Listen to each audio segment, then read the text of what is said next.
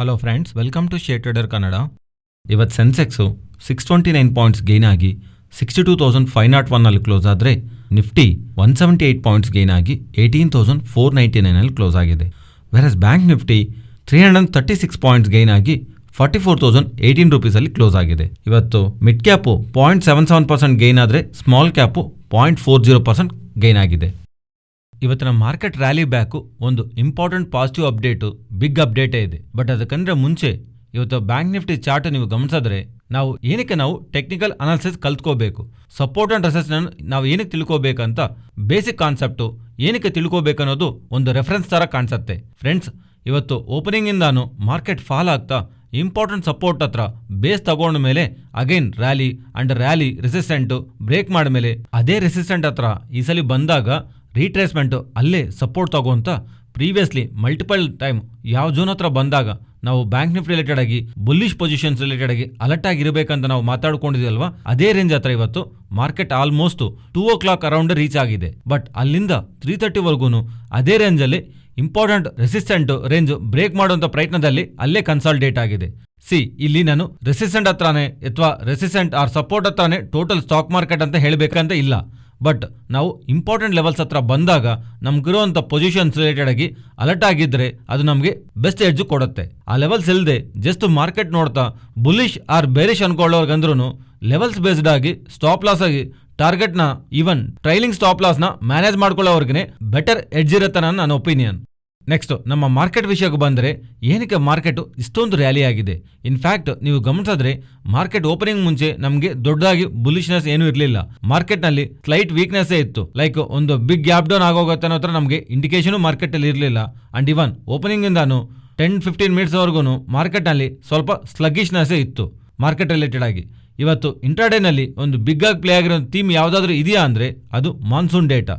IMD ಅವರು Indian meteorological department ಅವ್ರು ಹೇಳ್ತಿರೋದು ಇಂಡಿಯಾದಲ್ಲಿ ಈ ಸಲ 96% ರೈನ್ಫಾಲ್ ಇರತ್ತಂತ, ನಾರ್ಮಲ್ ಮಾನ್ಸೂನ್ ಇರತ್ತಂತ ಇಂಡಿಯಾದಲ್ಲಿ ಅಂತ IMD ಅವರು ಈ ನಾರ್ಮಲ್ ಮಾನ್ಸೂನ್ ಅಂತ ಸ್ಟೇಟ್ಮೆಂಟ್ ಮಾಡಿರೋದ್ರಿಂದ ಓವರಾಲ್ ಆಗಿ ಸ್ಟಾಕ್ ಮಾರ್ಕೆಟ್ ರಿಲೇಟೆಡ್ ಆಗಿ ಇವತ್ತು ಸೆಂಟಿಮೆಂಟ್ನ ಬುಲ್ಲಿಶ್ ಆಗಿ ಡ್ರೈವ್ ಮಾಡಿದೆ. ಇದರ ಜೊತೆಗೆ ನಾವು ಯಾವಾಗಲಿಂದ ನೋಡ್ತಿದ್ದೇವಲ್ವಾ US ಡೆಟ್ ಸೀಲಿಂಗ್, ಅದರ ರಿಲೇಟೆಡ್ ಆಗಿ ನಿನ್ನೆ ಬೈಡನ್ ಅವರು US ಪ್ರೆಸಿಡೆಂಟ್ ಅವರು ಹೇಳ್ತಿರೋದು ಅವರೂ ಅಪೋಸಿಷನ್ ಇಬ್ಬರೂ ಡಿಸ್ಕಷನ್ ಮಾಡ್ತಿದ್ದೀವಿ ಅಂಡು ಅವು ಪ್ರೊಡಕ್ಟಿವ್ ಆಗಿ ಇದೆ ಅಂತ, ಮೀನ್ಸ್ ಪ್ರೊಡಕ್ಟಿವ್ ಆಗಿ ಇದೆ ಅಂದರೆ ಫೈನಲ್ ಆಗೋಗಿದೆ ಅಂತ ಅವ್ರು ಹೇಳ್ತಿಲ್ಲ. ಒಬ್ಬರು ಹೇಳಿದ್ದು ಇನ್ನೊಬ್ಬರು ಅಗ್ರಿ ಮಾಡ್ತಿರೋ ಥರ ಅಥವಾ ಇನ್ನೊಂದು ಸೊಲ್ಯೂಷನ್ ಹೇಳೋದು ಆರ್ 1 by 1 ಈ ಥರ ಎರಡು ಪಾರ್ಟಿಯವ್ರ ಮಧ್ಯದಲ್ಲಿರುವಂಥ ಇಶ್ಯೂಸ್ನ ಸಾರ್ಟ್ ಔಟ್ ಮಾಡ್ಕೊಂತ ಇವರು ಪ್ರೋಗ್ರೆಸ್ ಆಗ್ತಿರೋ ಥರ ಅಂಡು ಪ್ರೊಡಕ್ಟಿವ್ ಆಗಿ ಮುಂದೆ ಹೋಗ್ತೀವಿ ಅಂತ ಅಪ್ಡೇಟ್ ಮಾಡಿದ್ದಾರೆ. ಅಂಡು ಮಾರ್ಕೆಟ್ನಲ್ಲಿ ಎಕ್ಸ್ಪೆಕ್ಟೇಷನ್ಸ್ ಅಂತೂ ಹೆಚ್ಚು ಕಡಿಮೆ ಈ ಡೆಟ್ ಸೀಲಿಂಗ್ ಲಿಮಿಟ್ನ ಜಾಸ್ತಿ ಮಾಡೋದಕ್ಕೆ ಯಾವುದಾದ್ರೂ ಡೀಲ್ ನಡಿಬೇಕಲ್ವಾ, ಅದಕ್ಕೆ ಹತ್ತಿರದಲ್ಲೇ ಪ್ರೆಸೆಂಟ್ ಗೌರ್ಮೆಂಟ್ ಇರೋ ಥರ ನಮಗೆ ಅಪ್ಡೇಟ್ಸ್ ಬರ್ತಿರೋ ಕಾರಣವಾಗಿ global equity markets and even Indian equity markets related ಆಗಿ ಪಾಸಿಟಿವ್ ಆಗಿ ಪ್ಲೇ ಆಗಿದೆ ಇವತ್ತು. ಬಟ್ ನನಗಿರೋವಂಥ ಒಂದು ಕನ್ಸನ್ನು ಎಲ್ಲಾನು ಮಾರ್ಕೆಟ್ ರಿಲೇಟೆಡ್ ಆಗಿ ನೆಟ್ ಶಾರ್ಟ್ ಪೊಸಿಷನ್ ಮೇಲೇನೆ. ನಿಮ್ಗೊಂದ್ಸಲಿ ಈ ಡೇಟಾನ ಎಕ್ಸ್ಪ್ಲೈನ್ ಮಾಡ್ತೀನಿ. ಫ್ರೆಂಡ್ಸ್, ಐ ಥಿಂಕ್ ನಾನು ನಿಮಗೆ ಮಲ್ಟಿಪಲ್ ಟೈಮ್ಸು ನಮ್ಮ ವಿಡಿಯೋದಲ್ಲಿ ಡಿಸ್ಕಸ್ ಮಾಡಿದ್ದೀನಿ. ಯಾವಾಗಾದ್ರೆ ನಮಗೆ ಸೀರೀಸ್ ಸ್ಟಾರ್ಟ್ ಆಗತ್ತಲ್ವಾ, ಆಕ್ಚುಲಿ ಇವತ್ತು ನಮಗೆ ಜೂನ್ ಸೀರೀಸ್ ಸ್ಟಾರ್ಟ್ ಆಗಿದೆ ಅಲ್ವಾ, ಅದೇನು ಇನ್ನು ನಾವು ಮೇ ತಿಂಗಳಲ್ಲೇ ಇದೀವಲ್ವಾ, ಜೂನ್ ಸೀರೀಸ್ ಸ್ಟಾರ್ಟ್ ಆಗಿದೆ ಅಂತ ಡೌಟ್ ಮಾಡಬೇಡಿ.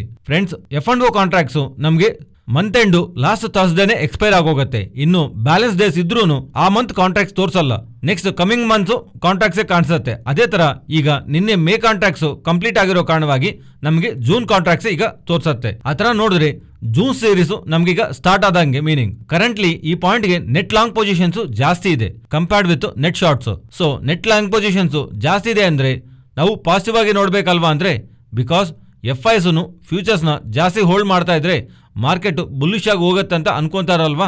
ಅಂದ್ರೆ ಫ್ರೆಂಡ್ಸ್, ಡೈರೆಕ್ಟ್ ಆಗಿ ನಮಗೆ ಡೇಟಾನಲ್ಲಿ ಏನ್ ಕಾಣಿಸ್ತಾ ಇರುತ್ತೋ ಅದೇ ತರ ನಾವು ಇಂಟರ್ಪ್ರಿಟೆಕ್ಟ್ ಮಾಡಬಾರ್ದು.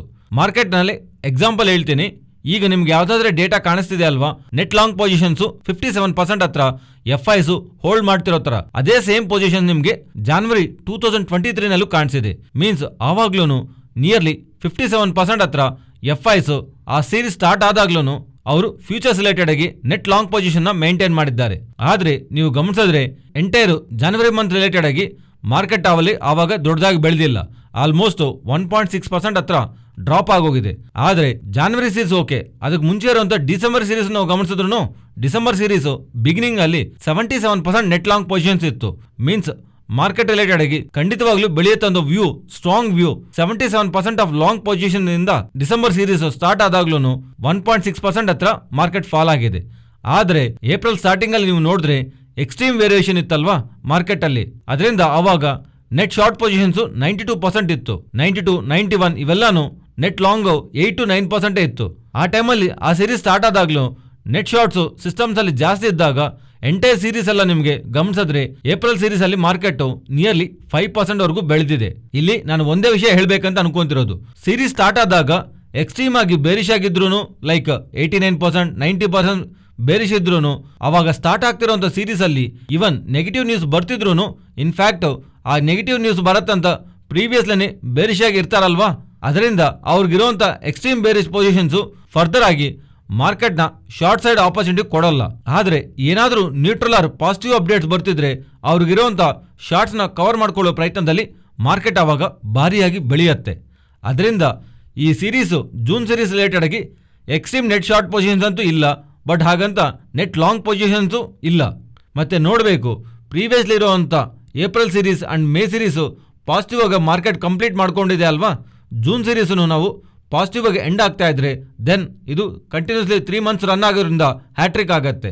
ಸೊ ಎಕ್ಸ್ಟ್ರೀಮ್ ಶಾರ್ಟ್ ಪೊಸಿಷನ್ಸ್ ಇಲ್ಲದೆ ಇರೋದು ಈ ಸೀರೀಸ್ ರಿಲೇಟೆಡ್ ಆಗಿ ಒಂದು ಸ್ಟ್ರಾಂಗ್ ಬುಲ್ಲಿಶ್ ವ್ಯೂ, ಲೈಕ್ ಖಂಡಿತವಾಗ್ಲೂ ಈ ಸೀರೀಸ್ ಮಂತ್ ಎಂಡ್ ಮೇಲೇನೆ ಕ್ಲೋಸ್ ಆಗತ್ತಂತ ಚೆನ್ನಾಗಿ ಮೇಲೇನೆ ಒಂದು ಸ್ಟ್ರಾಂಗ್ ಕನ್ವಿಕ್ಷನ್ ಅಂತೂ ಇಲ್ಲ.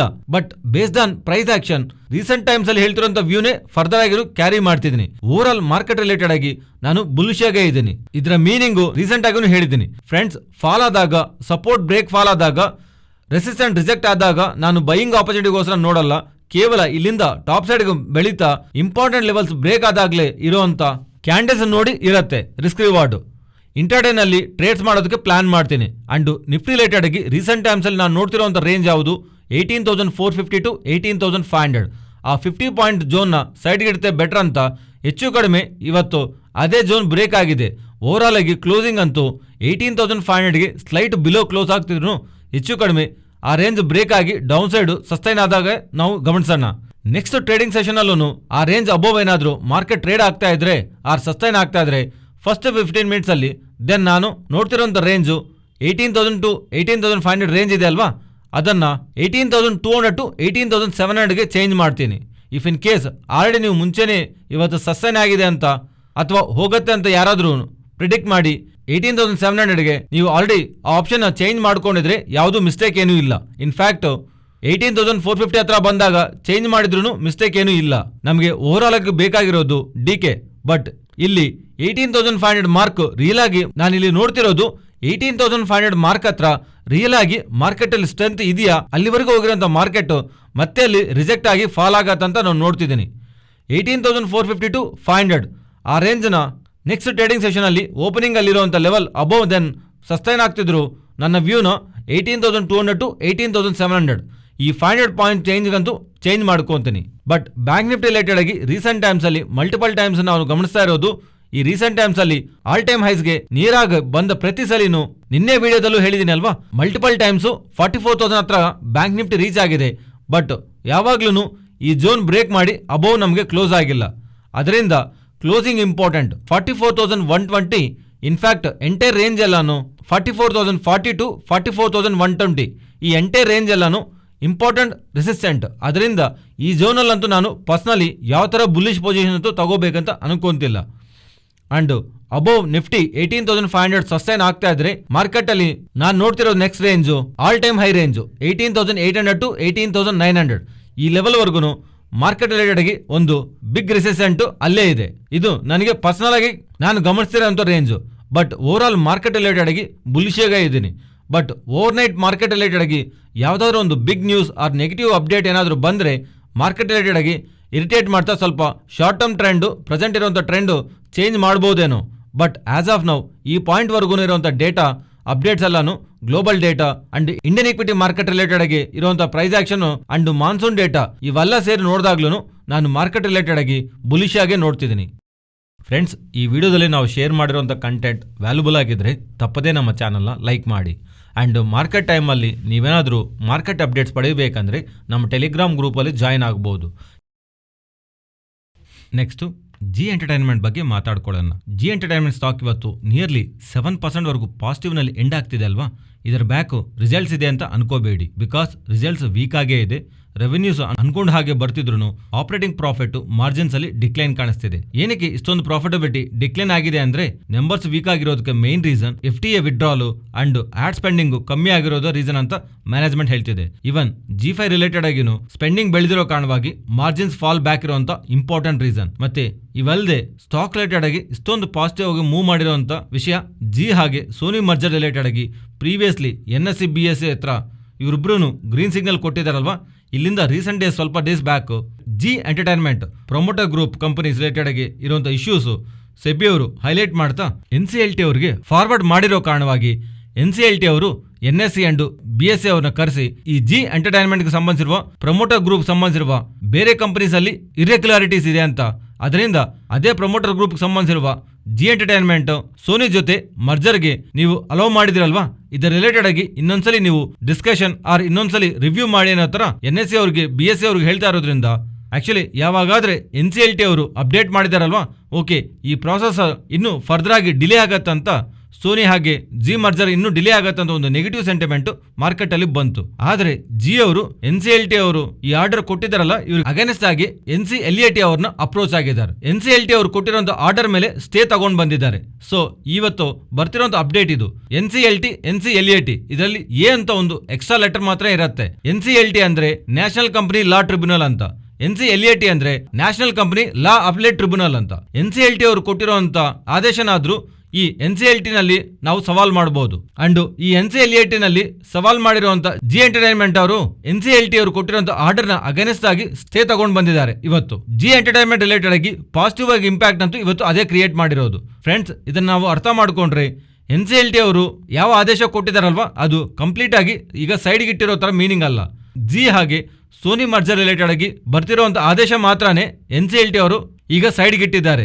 Next NCLT meeting 16th June ಇರುತ್ತೆ.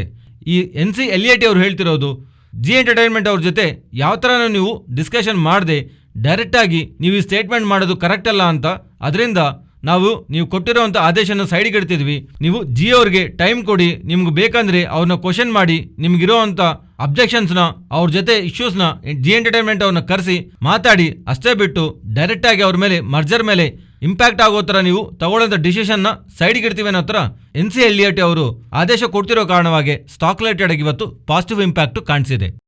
Next Nifty and bank Nifty support and resistant. ಇಲ್ಲಿಂದ ನಿಫ್ಟಿ ಡೌನ್ ಸೈಡ್ 18,450 ಗಮನಿಸ್ತಾ ಇದ್ದೀನಿ ಅಂಡ್ ಅಪ್ ಸೈಡ್ 18,520 ಅಂಡ್ ಅದರ ಅಬೌವ್ 18,590 to 18,620 ಆ 30 ಪಾಯಿಂಟ್ ರೇಂಜ್ ನ ಗಮನಿಸ್ತಾ ಇದ್ದೀನಿ. ನೆಕ್ಸ್ಟ್ ಬ್ಯಾಂಕ್ ನಿಫ್ಟಿ ನಾವೆಲ್ಲರೂ ಇಷ್ಟು ದಿವಸನೂ ಅಬ್ಸರ್ವ್ ಮಾಡಿರುವಂತ ರೆಸಿಸ್ಟೆಂಟ್ ಇದೆ ಅಲ್ವಾ, 40,040 to 40,120 ಆ 80 ಪಾಯಿಂಟ್ ರೇಂಜ್ ನ ಬಿಟ್ಬಿಡಿ. ಇಫ್ ಇನ್ ಕೇಸ್ ಅದು ಬ್ರೇಕ್ ಆಗ್ತಾ ಇದ್ರೆ ನೆಕ್ಸ್ಟ್ 44,270 ನೆಕ್ಸ್ಟ್ ಲೆವೆಲ್ ಅಲ್ಲಿ ನಾನು ಗಮನಿಸ್ತಾ ಇರುವಂತ ಇಂಪಾರ್ಟೆಂಟ್ ರೆಸಿಸ್ಟೆಂಟ್. ಇಲ್ಲಿಂದ down side 43,840. Next option chain ಪರವಾಗಿ ಆಲ್ರೆಡಿ ನಾವು ಸ್ಟಾರ್ಟಿಂಗ್ ಅಲ್ಲೇ ಮಾತಾಡ್ಕೊಂಡಿದ್ವಿ. ನೀವೇನಾದ್ರೂ 18,200 to 18,700ಗೆ ಆಲ್ರೆಡಿ ಚೇಂಜ್ ಆಗೋಗಿದ್ರೆ ದೆನ್ ನೋ ಪ್ರಾಬ್ಲಮ್. ಇಫ್ ಏನಾದ್ರೂ ನೀವು ಚೇಂಜ್ ಆಗಿಲ್ಲ ಅಂದ್ರೆ ನಾಳೆ ಮಂಡೇ ಓಪನಿಂಗ್ ಟೈಮ್ ಅಲ್ಲಿ ಫಸ್ಟ್ 15 ಮಿನಿಟ್ಸ್ ಕ್ಯಾಂಡಲ್ ಅಲ್ಲಿ ಅಬ್ಸರ್ವ್ ಮಾಡಿ 18,500 ಅಬೋವ್ ಏನಾದ್ರೂ ನಿಫ್ಟಿ ಸಸ್ಟೈನ್ ಆಗ್ತಾ ಇದ್ರೆ ದೆನ್ ಆವಾಗ ನಾನು 18,200 to 18,500 ರೇಂಜ್ಗೆ ಶಿಫ್ಟ್ ಮಾಡ್ಕೊತೀನಿ. ಇಲ್ಲ ಅಂದ್ರೆ ಸೇಮ್ ಪ್ರೀವಿಯಸ್ ಲೆವೆಲ್ನೇ 18,000 to 18,500 ಲೆವೆಲ್ನೇ ಕಂಟಿನ್ಯೂ ಮಾಡ್ತೀನಿ. ಫ್ರೆಂಡ್ಸ್, ಟೆಲಿಗ್ರಾಮ್ನಲ್ಲಿ ಶೇರ್ ಟ್ರೇಡರ್ ಕನ್ನಡ ಅಂತ ಹೆಸರುದಲ್ಲಿ ಮಲ್ಟಿಪಲ್ ಚಾನಲ್ಸ್ ಕಾಣಿಸ್ತಾ ಇದೆ. Even share trader Kannada, share trader Kannada 1, 2, share trader original ಅಂತ ಚಾನಲ್ಸ್ ಎಲ್ಲ ಮಲ್ಟಿಪಲ್ ಚಾನಲ್ಸ್ ಇದೆ. ಬಟ್ ನೀವು ಈ ಚಾನಲ್ಸ್ ಯಾವುದು ಓಪನ್ ಮಾಡಿದ್ರೂ ನಿಮಗೆ ಅದರಲ್ಲಿ ಯಾವ ಕಂಪನಿ ಇನ್ಫಾರ್ಮೇಷನ್ಸು ಇರಲ್ಲ. ಓನ್ಲಿ ಅವರು ನಮಗೆ ಇಷ್ಟು ಪ್ರಾಫಿಟ್ ಬಂದಿದೆ, ನೀವು ಇನ್ವೆಸ್ಟ್ ಮಾಡಿ, VIP ಮೆಂಬರ್ಶಿಪ್ ತಗೊಳ್ಳಿ, ಈ ಥರ ಎಲ್ಲ ಡೇಟಾ ಕಾಣಿಸ್ತಾ ಇರುತ್ತೆ. ದಯವಿಟ್ಟು ಯಾವುದು ಮೋಸ ಹೋಗಬೇಡಿ. ಆ ಚಾನಲ್ಸ್ ಯಾವುದೂ ನಮ್ಮ ಚಾನಲ್ಸ್ ಅಲ್ಲ. Share trader Kannada original channel ಯಾವುದು ಅಂತ ನೀವು ಹೇಗೆ ಐಡೆಂಟಿಫೈ ಮಾಡೋದು ಅಂದರೆ, ಶೇರ್ ಟ್ರೇಡರ್ ಕನ್ನಡ ಅನ್ನೋ ಒಂದು ವರ್ಡಲ್ಲಿ ಕನ್ನಡ ಅನ್ನೋ ವರ್ಡ್ ಕನ್ನಡದಲ್ಲಿರುತ್ತೆ.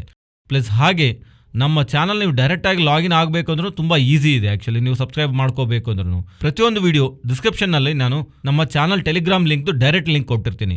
ನೀವು ಅದನ್ನು ಕ್ಲಿಕ್ ಮಾಡಿದ್ರೆ ಡೈರೆಕ್ಟಾಗಿ ನೀವು ಒರಿಜಿನಲ್ ಚಾನಲ್ಗೆ ಬಂದು ನೀವು ಅಲ್ಲಿ ಜಾಯ್ನ್ ಆಗ್ಬೋದು. ಸೊ ಅದರಿಂದ ದಯವಿಟ್ಟು ಯಾವುದೋ ಒಂದು ಫೇಕ್ ಚಾನಲ್ಸಲ್ಲಿಗೆ ಜಾಯ್ನ್ ಆಗಿ ಮೋಸ ಹೋಗಬೇಡಿ. ಆ್ಯಂಡ್ ನಾನು ಯಾವುದೋ ಏನು ಗೊತ್ತಾ ರೆಫರ್ಸ್ ಮಾಡಲ್ಲ, ನಾವು ಇಂಥ ಕಂಪನಿಗೆ ನೀವು ಹೋಗಿ ಇನ್ವೆಸ್ಟ್ ಮಾಡಿ ಅಂತ. ನನ್ನ ಉದ್ದೇಶ ಈ ಚಾನಲ್ ಮಾಡ್ತಿರೋ ಕಾರಣ ನೀವೆಲ್ಲನೂ ಸ್ಟಾಕ್ ಮಾರ್ಕೆಟ್ ಬಗ್ಗೆ ಸ್ವಂತವಾಗಿ ನೀವು ಕಲಿಬೇಕು ಅಂತ. ಅಷ್ಟು ಬಿಟ್ಟು ನಾವು ರೆಫರ್ ಮಾಡ್ತಾ ಇದ್ರೆ ನೀವು ಇಂಥ ಚಾನಲಲ್ಲಿ ಇನ್ವೆಸ್ಟ್ ಮಾಡಿ ನಾನು ನಿಮ್ಗೆ ಮಾಡ್ಕೊಡ್ತೀನಿ ಅಂತ ಹೇಳಿದ್ರೆ ದೆನ್ ಅದು ದುರುಪಯೋಗ ಆಗುತ್ತೆ. ಸೊ ನನ್ನ ಚಾನಲ್ ಉದ್ದೇಶನೇ ಒಂದೇ ಇರೋದು ನಿಮ್ಮನ್ನು ಎಜುಕೇಟ್ ಮಾಡೋದು ಮಾತ್ರನೇ. ಸೊ ಅದರಿಂದ ದಯವಿಟ್ಟು ಫೇಕ್ ಚಾನಲ್ಸಲ್ಲಿ ಜಾಯ್ನ್ ಆಗೋಕೆ ಹೋಗಬೇಡಿ. ಆ್ಯಂಡ್ ಒರಿಜಿನಲ್ ಚಾನಲಲ್ಲಿ ಇದ್ದು ನೀವು ಕಂಪನಿ ಅಪ್ಡೇಟ್ಸನ್ನು ಪಡ್ಕೊಂಡು ನೀವು ಮಾರ್ಕೆಟಲ್ಲಿ ಟ್ರೇಡ್ ಮಾಡ್ತಾ ನಿಮ್ಮ ನಾಲೆಡ್ಜ್ನ ಗೈನ್ ಮಾಡ್ಕೊಳ್ಳಿ. Thank you.